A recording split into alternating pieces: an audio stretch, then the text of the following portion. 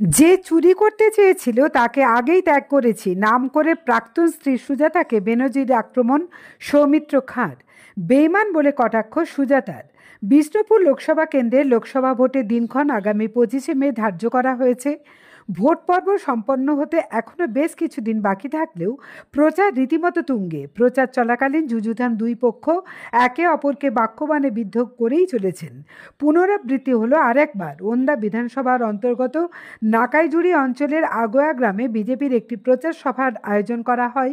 সেই সভায় জনগণের উদ্দেশ্যে খোলা মঞ্চে বক্তব্য রাখতে গিয়ে সৌমিত্র খাঁ তার প্রাক্তন স্ত্রী তথা প্রতিপক্ষ সুজাতা মণ্ডলকে ও তার দলের সুপ্রিমো মমতা ব্যানার্জিকে তীব্র ভাষায় আক্রমণ করলেন।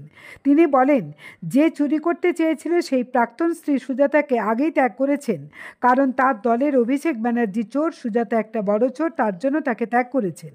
পরে সৌমিত্রবাবু সাংবাদিকদের মুখোমুখি হয়ে বলেন, যে সবসময় টাকা টাকা করে তিনি তাকে ত্যাগ করেছেন এবং আইনগতভাবেই ত্যাগ করেছেন। সৌমিত্রবাবুর এই মন্তব্যকে পাল্টা মন্তব্য করেছেন লোকসভা কেন্দ্রের তৃণমূল কংগ্রেসের প্রার্থী সুজাতা মণ্ডল। তিনি বলেন, যার চরিত্র বলে কোনো বস্তুটাই তার জীবনে নেই, তিনি অফিসিয়ালি দুশ্চরিত্র বলে বারবার প্রমাণ করেছেন। বেইমান সে কোথায় কি বলল সেটা সত্যি তার কাছে কোনো গুরুত্বপূর্ণ নয়। আরামবাগ টাইমসের রিপোর্ট।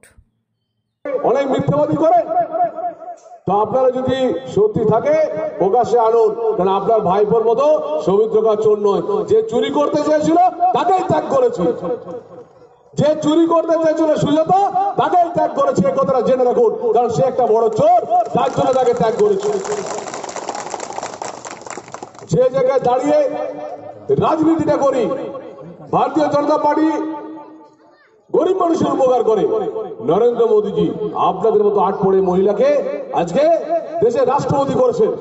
দ্রৌপদী মুর্মু তাকে রাষ্ট্রপতি করছেন। সবাইকে বলবেন ওনার জন্য জোর করে হাততালি দিন। একজন মহিলা ভারতবর্ষের রাষ্ট্রপতি, আদিবাসী মহিলা।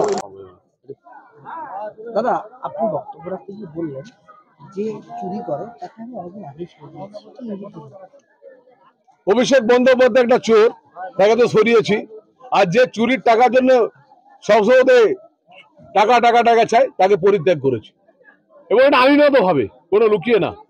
আমি মমতা বন্দ্যোপাধ্যায়কে বলবো যে আপনি প্রার্থী করছেন, আপনি জানেন না যে কি হয়েছে না হচ্ছে, আপনি সব জানেন, আপনি সর্বজান্তা। আর তাই মিথ্যে কথা বলে মানুষকে প্রচার করছেন কেন? যার চরিত্র বলে কোনো বস্তুটাই তার জীবনে নেই, যিনি অফিসিয়ালি দুশ্চরিত্র বারে বারে প্রমাণ করেছেন, বেঈমান বারবার প্রমাণ করেছেন, উনি আজকে সাংসদ পদটা যার জন্য লিখতে পারেন সেটা 2014 সালে মমতা বন্দ্যোপাধ্যায়ের দয়ার দানে, ভিক্ষার দানে, ঠিক আছে। কিন্তু যার চরিত্রে কোনো সততা নেই, ইমানদারি নেই, সে কোথায় কি বললো সেটা কি সত্যিই খুব গুরুত্বপূর্ণ?